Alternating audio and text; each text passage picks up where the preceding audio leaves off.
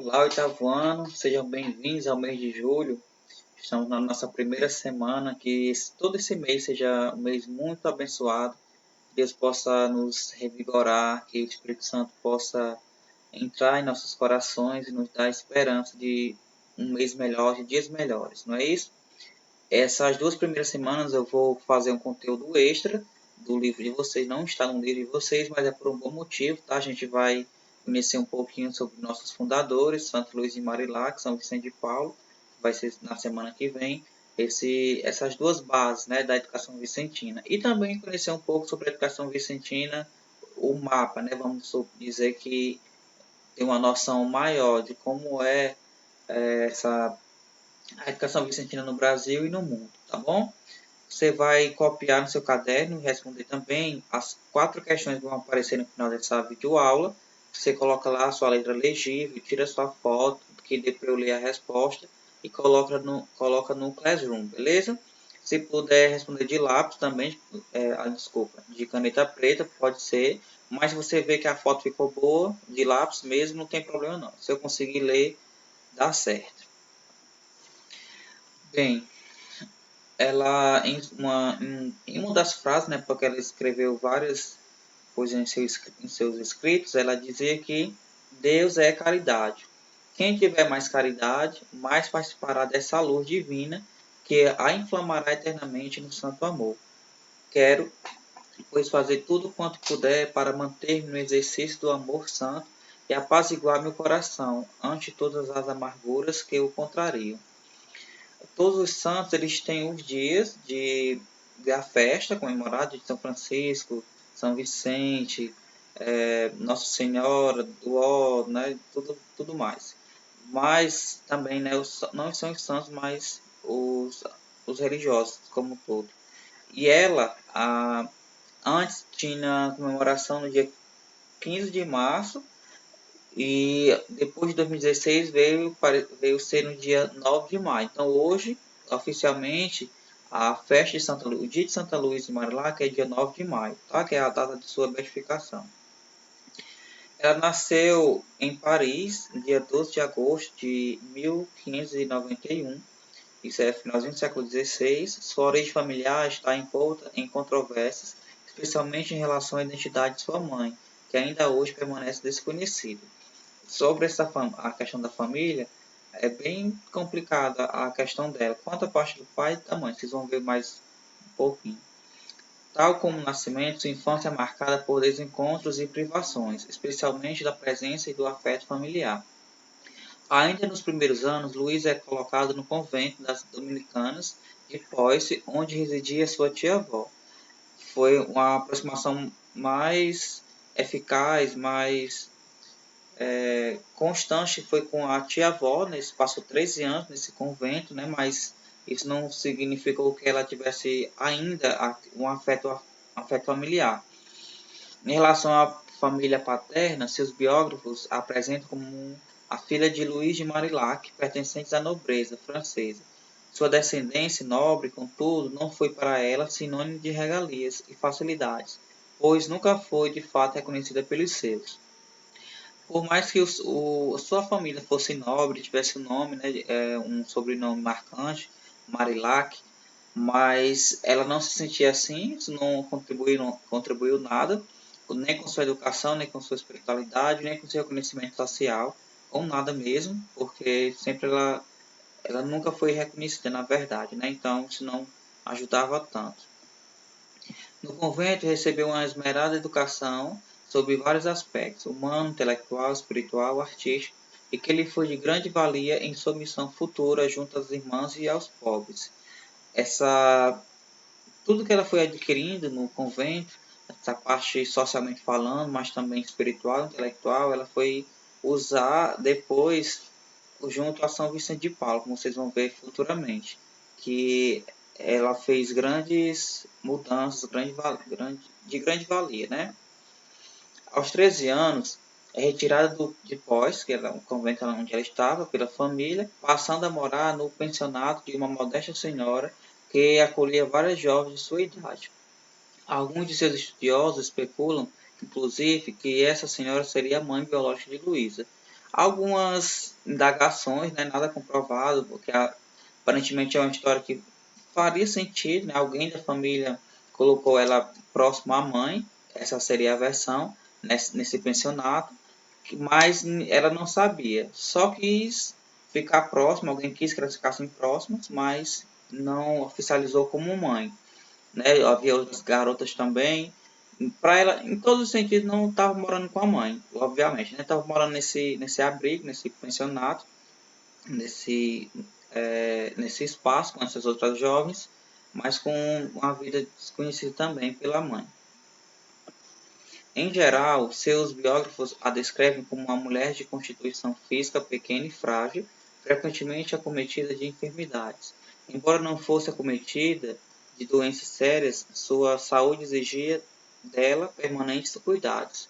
Essa parte aqui da descrição física você vai precisar para uma questão, e essa também é da personalidade, que ela era vista como, apesar de tudo, né, uma mulher forte, embora introspectiva, ou seja, guardava muita coisa para ela mesma, não falava tanto, possui uma profundidade ímpar e um notável senso contemplativo. A própria situação familiar a fez buscar interioridade. Essa tendência pessoal, aliada à aproximação da vida religiosa, a fez aspirar à consagração, chega a emitir um voto pessoal nesse sentido. Era seu desejo entrar para o convento das Capuchinhas, conhecidas como pela austeridade e rigidez de vida, dedicada intensamente à penitência e à oração. Aqui, ó, ela fez um voto com ela mesma, tá? Não foi oficial com ninguém, mas era o que ela colocava em seu coração, que queria ser uma irmã de convento capuchinha, ou seja, uma irmã capuchinha, chamada assim. E ela não fez isso, não teve como, porque ela foi meio que rejeitada, recusada pelo superior por conta da saúde dela. Ela não era tão boa fisicamente falando, a saúde muito fraca, ele achou melhor ela não ficar lá. Mas disse para ela que Deus estava preparando uma experiência melhor para ela, foi onde ela se conformou. Influenciada pelas tradições familiares e culturais de sua época, Luísa se vê diante da alternativa de um casamento de conveniência. Mais uma vez, os Marilac são estratégicos em promover um matrimônio que lhe fosse favorável, salvaguardando sua honra como nobreza e transferindo o incômodo que Luísa e sua origem representavam para a história familiar. Não que eles fossem bonzinhos, tá? Vocês percebem aqui que mais uma vez ela foi recusada. Agora eles queriam que ela casasse para que ela tivesse uma nova família e aquele peso, entre aspas, né, saísse das costas deles, da família de Marilac, e ficasse tudo bem, cada um no seu lugar, sem seus problemas, e essa era a imaginação deles, que seria bom para ela, e se não fosse, não importava tanto. Importante que ela tivesse um apoio de alguém, né, no seu caso, seu marido, seus filhos e tudo mais, mas não que fosse da a própria família. Em 603, com 22 anos, casa-se com Antônio Legras, secretário de ordenanças da rainha, tornando-se assim Mademoiselle Legras. Nesse sentido, nesse mesmo ano, nasceu seu filho Miguel, cujo temperamento intempestivo a preocupou durante muito tempo. Ela casou, outras pesquisas dizem que ela, aqui também vocês vão ver que ela foi até feliz, não foi um fardo esse casamento para ela, assim, por conta desse casamento arranjado, né, foi fardo de outros sentidos, por conta da saúde dela, outras perturbações. Mas ela até aceitou que não foi obrigada, não foi 100% obrigada a casar. Ela aceitou isso, né, como muitas virtudes, como uma mulher santa, pura, ela sabia que também estaria servindo a Deus dessa forma. Com 22 anos que ela casa, esse título de Mademoiselle foi um título que ela recebeu por conta que seu marido era secretário da rainha, então ela foi reconhecida com um título bom, muito bom. Embora representou uma mudança de rota diante do projeto de vida desejado, é importante salientar que o casamento e a maternidade não foram caminhos de frustração e infelicidade para Luísa. Elas os assumiu com a mesma doação e zelo, como eu falei para vocês antes, né? Foi uma experiência, contudo, também marcada por dificuldades e sofrimentos, seja em relação ao do filho, cerceado pelos cuidados excessivos da mãe e de suas projeções pessoais sobre ele, como também na estabilidade estrutural da família, que passou a ter um impacto mais notável com o adoecimento e morte do marido, em 1623. A doença de Antônio Legras foi um período de intensas indagações para Luísa. Seus escrúpulos religiosos a fizeram ver essa situação como um castigo de Deus. O seu marido estava muito doente e ela ficava imaginando que aquilo ali era um castigo de Deus porque ela não tinha se consagrado como irmã capuchinha como ela estava querendo, como ela já tinha dito para Deus que iria ser. Então ela ficou nesse dilema de achar que a culpa era dela, até que ela queria abandonar, teve um tempo que ela quis abandonar o, o marido mesmo na doença, né, também o filho, para poder ir para o convento, mas ela não foi assim, né? Ela conseguiu resistir essa indagação. Deixa eu ver. Bora lá. O ano de 1623, é marcado simultaneamente por um momento de angústia e de consolo espiritual para Luísa. Como ela mesma atesta em seus escritos, seu espírito é assolado por três substanciais indagações. Aqui, ó, uma parte perturbadora da vida dela, suas dúvidas. Ela teve dúvidas na fé, ficou com o âmbito da fé, com dúvidas em relação à imortalidade da alma, como se ela não estivesse mais acreditando na vida eterna, né, no paraíso, vida após a morte, enfim. Sobre o seu estado de vida, foi como eu falei para vocês, que ela estava querendo abandonar o esposo, enfim, para cumprir o voto. E a terceira parte foi em relação ao seu diretor espiritual, que ela estava com medo de perder esse auxílio das pessoas que a cercavam espiritualmente, dos seus superiores, das pessoas que já conheciam, que já caminhavam, já tinham a noção de religião com ela, né? Como se fossem os acompanhadores de Santa Luísa, os acompanhadores espirituais. Ele tinha muito medo de feridos também. Essas questões lhe tiraram a paz e a fizeram mergulhar em ainda mais rigoroso ritmo de exercícios espirituais. Quanto mais ela ficava com essas indagações, mais ela entrava em oração.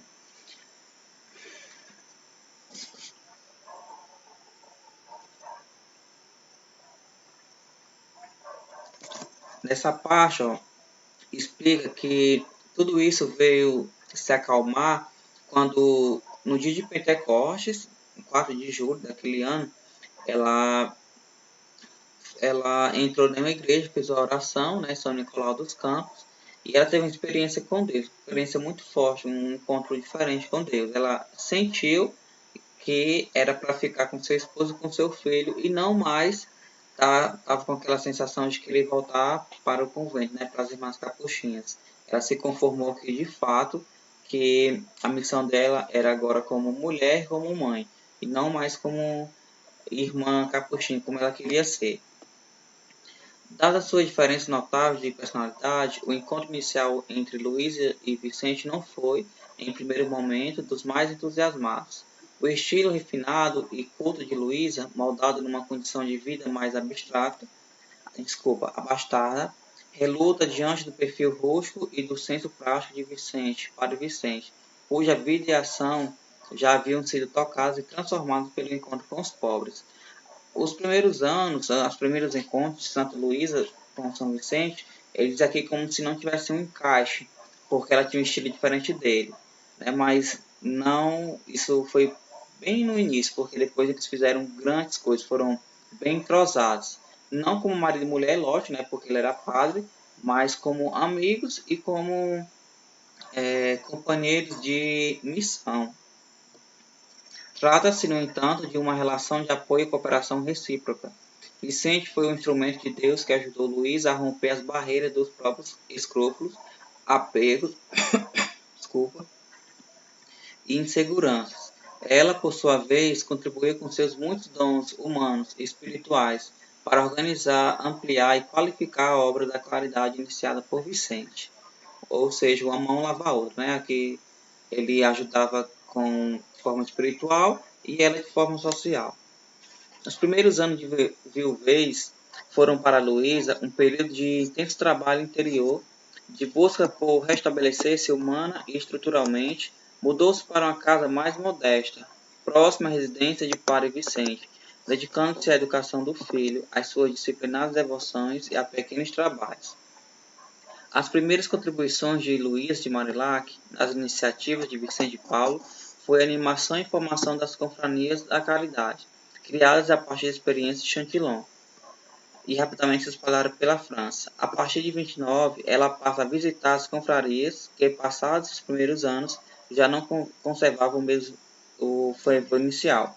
Existiam inicialmente essas confrarias, tá? Que São Vicente já tinha instalado, inaugurado, mas que ela teve uma participação especial e ensinou o fervor, esse vigor, essa nova vida às confrarias. E é a partir daqui que vai aí depois gerar as irmãs, que as congregações mesmo, a instituição de caridade, né, de forma mais física, onde hoje a gente pode dizer que a gente pode tomar como exemplo nossa diretora, irmã Nazaré, que foi fruto dessas confrarias, não da confraria em si, mas futuramente das irmãs de caridade, né? Porque foi se modificando, modelando, até que se tornasse as irmãs de caridade.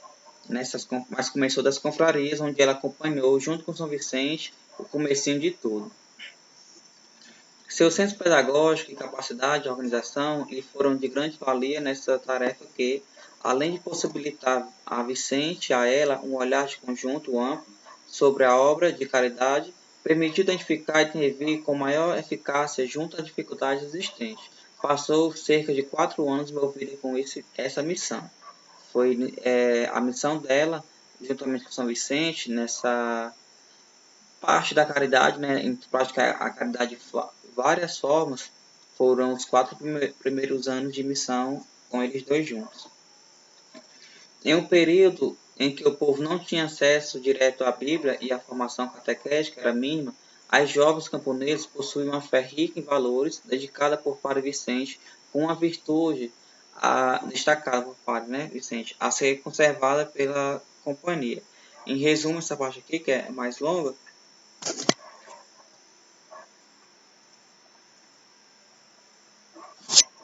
diz que ela, as irmãs, mas em especial Santa Luísa de Marilac, como ela tinha instrução bíblica, como tinha conhecimento, é como se fosse as catequejas, como fosse repassando o que falava os evangelhos, o que falava a Bíblia, o ensinamento religioso para as outras pessoas. Tá? Ela foi muito importante quanto a isso também. E principalmente nesse tempo onde Paris e toda a França, na verdade, passava por muitas coisas. Era um tempo muito difícil, porque temos que saber que isso é século XVII, né? Não é algo tão atual. E ela teve essa missão, era muito inteligente, e para ser uma mulher ainda mais, porque quem tinha esse papel social era o homem. As mulheres nesse tempo elas não tinham valor ainda, como tem hoje, elas não tinham esse reconhecimento, essa questão de sair, de ajudar, de ter uma função mesmo, né? Não tinha. E ela mesmo assim foi até uma das primeiras que se destacou em toda a França. Luís de Marillac faleceu em 15 de março de 1660, poucos meses antes de Vicente de Paulo. Sua beatificação se deu em 9 de maio de 1920 e a canonização em 11 de março. Foi proclamada pelo Papa João XIII patrono de todas as obras sociais. Isso aqui é muito importante, esse título, você saber, certo? Que ela, Santa Luísa de Marillac, ela é patrona de todas as obras sociais. Aqui fala que até hoje os serviços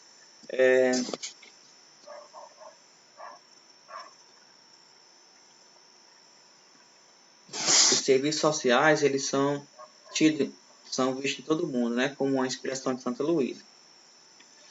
E uma frase que quando ela estava próximo de sua morte, ela deixou para as irmãs, é um testamento espiritual, onde ela diz: minhas queridas irmãs, continuo pedindo a Deus por vós e rogo conceder-vos a graça de preservar em vossa vocação, para que possais servi-lo no modo como ele vos pede.